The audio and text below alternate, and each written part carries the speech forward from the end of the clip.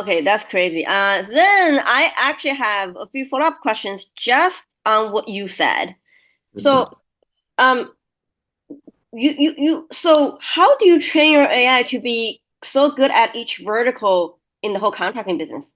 That's the challenging part. It's not easy. It's not easy to do that. Look, you can take a random model and an AI model that does conversation, but like the core thing here is that how do you make it incredibly well for your use case, right? Um, the data to train the AIs on this specific task are not openly out there, right? Because also this is a very like old school, like, this knowledge here isn't in a book or anything. You know what I'm saying? Someone like David had to go through years and years of pain to be able to acquire that knowledge, and now he can negotiate. And so what we're doing is, but once you put it in AI once, it's like training that guy to become really good at this, and it's good for all. So where does the data come from? First of all, we've taken the best knowledge that David has and we have from the industry. We put the best together to be able to understand how to deal with these workloads. So it is learning off the best of the best of the industry. But then once you do that, beyond that, we are working with a large volume of work orders that are happening today. So remember, we're today operating 16,000 doors. And what that means is that we get an enormous amount of volume of work orders that come through. And what we're able to do is that we're able to categorize those jobs and really compare to see when the negotiation is done well and when the negotiation isn't done well. And so we're able to not only use our first initial data set, but we're constantly improving and improving and improving and getting it better. And the model keeps getting better as we give it more data and as we feed it more work orders. And that's basically our moat.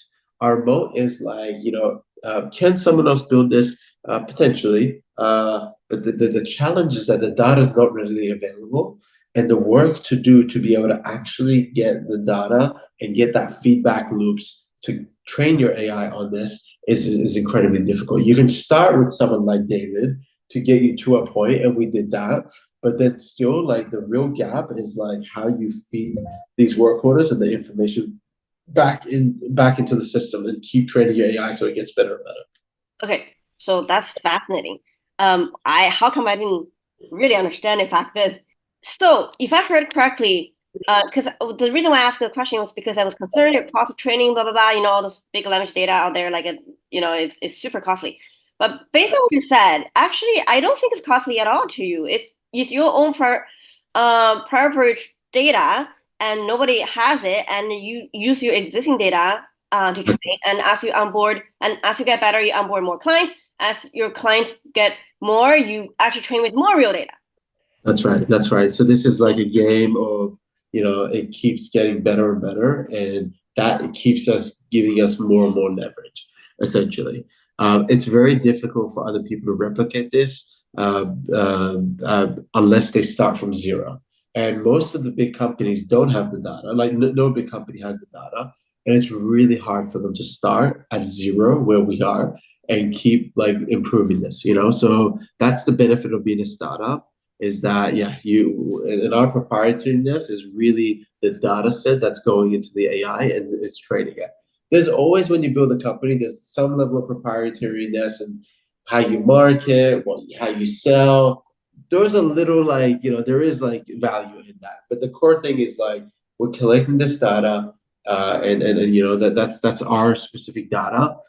So and that's operating the model. And, Okay. and I'll give you Cindy an example. Yeah. So our data is like this is why the specificity of this data is really important. Um, the same plumbing job that is coming out of Pennsylvania is not treated the same if it comes out of California. What? It's not treated the same. Like so, and this is what a property manager is doing today. So you have to realize a property manager is looking at a job. So it depends on the building. So how old is your building? If you have your property, if you have a boiler, where is your boiler? Is it sitting on the floor? Is it like on the third floor? Is it in the basement? Like so that's the first step, right? Is it an emergency or not? right? These little nuances, believe it or not, has a huge impact. If you send the vendor out in 2 days versus if you can talk to the vendor and it's not an urgent problem and you can send them out in 7 days, and you might be able to negotiate something a little bit better with the vendor, right? So, who's available in your vendor network? Like all these little contextual decisions make a huge impact on whether a job is going to be $400 or $700. And so this is what we essentially do for the property managers. We're able to like really take these data models and really train our AI so it's doing such a better job. And when I say it be David, it's because of these nuances, right? By the time David can get his head around all these nuances, he might miss one or two, and that's what the AI does not miss. That's crazy. Okay.